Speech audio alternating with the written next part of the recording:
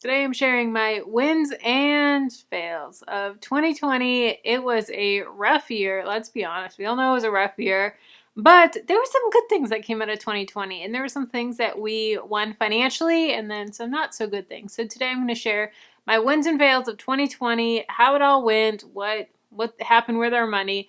And to start off, we actually had a huge net worth increase in 2020. When I did the numbers, it was insane of how much our net worth grew, and a lot of that is because of our investments.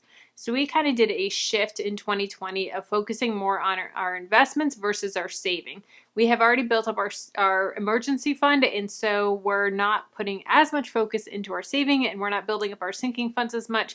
Before, we had a big emphasis, I guess is the word I would say, on our sinking funds, and we were always saving for something big and just putting so much money into our sinking funds. And I took a look back and I was like, look, we're at the point now where we can cash flow most things that happen. We can cash flow most car repairs, or if there's something that happens with our health, we have insurance and we can cash flow different things like that. So we don't need to be saving for medical costs. We don't need to be saving for car repairs because something happens, we can just cash flow it, and we have the emergency fund if something big happened.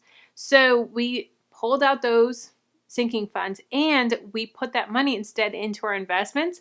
In the market, like we all know that the market was down in the beginning, but then it took off and we ended the year on a really, really high note with our investments, which is awesome. So our net worth actually grew $103,000. Our goal was $55,000. So we almost doubled that, which is crazy. And with all of that being said, we also took a $20,000 pay cut. So that was a big hit from our day jobs. Between Jamie and I, we both took a pay cut and it totaled about $20,000. If you haven't seen, I did a whole video on what to do if you get a pay cut, what to do if you get laid off, how to handle it, how to talk to your spouse about it, what to do, because there were some things that I learned that I really am thankful that I did, because there's some ways that you can go about it and that will really hurt your spouse's ego, because it's hard, especially as if you're married to a man, it's hard, as a man to take that hit of, I'm supposed to be providing for my family. And it was a rough time for us. But obviously we pushed through and we were able to push through that pay cut. Now, a huge win of 2020 is I was able to transition to full-time remote from home with my day job. As you guys know, I still work a full day job. I work 40 hours at my day job every week, and then I work 30 to 40 hours on my business. So I'm working 70 to 80 hour weeks throughout my week, and it's a lot. And, a lot of people will see, that we are, I wouldn't even say that we're high income. We're more middle class when you look at the grand scheme of things, and we've just learned how to manage our money well. But bringing it back, I was able to work from home, and my job said, all right, pack up your desk, take home your computer, we're going to work you from home for 2 weeks. We'll see you on April 1st, and we'll see then. And yeah, that obviously never happened. And I was able to transition full-time remote, and it's been a huge blessing. I actually get back 15 hours a week now from not commuting, because I live very far from my office, and with traffic and everything, it was taking me 3 hours a day in commuting time. If I took the train, it was 3 hours. If I drove, it took about 3 hours. So 15 hours a week I'm able to get back, which is a huge blessing. So such a big blessing. Jamie's job did completely change. He is now not traveling for work. As you guys know, he's a traveling lighting designer. He is not traveling for work, but they have completely transitioned to virtual events and able to accommodate a lot of their clients virtually and doing like those virtual conferences, different things like that. So he still goes into the warehouse every day, but he's not on the road traveling to different states. So that was a huge blessing that we were able to both keep our jobs, which I know that so many people, so many of you guys have lost their jobs, and that is just so hard, so devastating.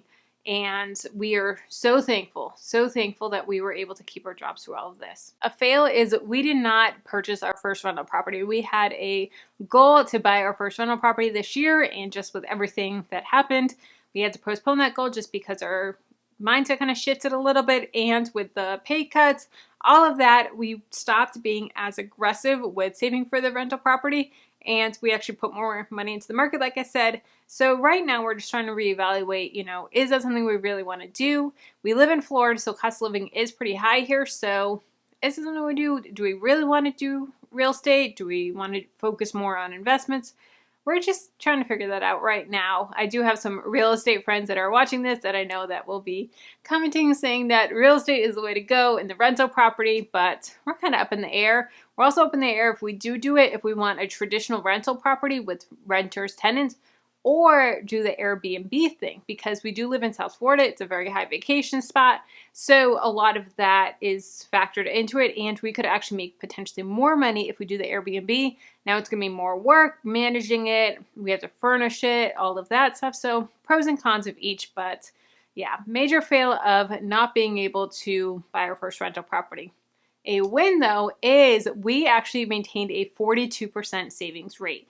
Now, in the past, our savings rate has been a lot higher, especially before the house, but through all of 2020, I did the math and averaged up all of our monthly savings rates, and we averaged 42%. So that was a huge blessing, and that's amazing that we're able to do that. We do want to get our savings rate a lot higher because we are pursuing FIRE and the FIRE movement, which is Financial Independence Retire Early, but 42% is amazing, especially with 2020, the year that we've had. The next fail is my business revenue goal. I had a revenue goal of $50,000 and actually 50,000 subscribers. I did not hit either of those. I hit 40,000 subscribers, so 10K short, and we ended the year at $33,000 of revenue for Freedom in a Budget business. And that includes so much. I have a video of all of the different revenue streams, all of that. So I'll definitely link that down below. And that's in a video of how I plan to make 100K in 2021. I have it all broken down, all the past 5 years, how much I made since the beginning. So definitely check that video out. But like I said, we wanted to make 50K this year in Freedom in a Budget and only hit 33K. So that was a fail. Another fail along with that is I wanted to start merch. I wanted to start selling shirts and mugs and even now face masks and some really cute sayings or funny sayings and different things like that. So I did not do that. I did not get to it this year. So I definitely want to make merch another thing that I add on in 2021. I think it'd be so fun. I know that the profit margins are really, really low. Like I only would make like $1 or $2 on each one, but I just think it would be really fun to have and just really cool. So definitely want to work on that in 2021. I am not the most creative person, so coming up with ideas for merch is really hard for me, of just sayings and what have people already said. I don't want to copy someone, obviously, and so just coming up with those ideas. So if you have any ideas for sayings, doesn't have to have Freedom in a Budget. I don't want it to be like a branded shirt, but just like a fun shirt with maybe a money saying or something like that, or an investing saying or entrepreneur saying or something like that. A win though was I was able to launch 2 courses this year. Now I have wanted to launch a course for over 2 years.